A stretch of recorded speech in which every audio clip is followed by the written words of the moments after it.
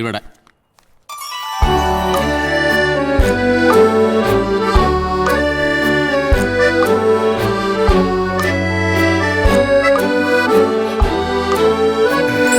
എന്തൊരു സുഖ.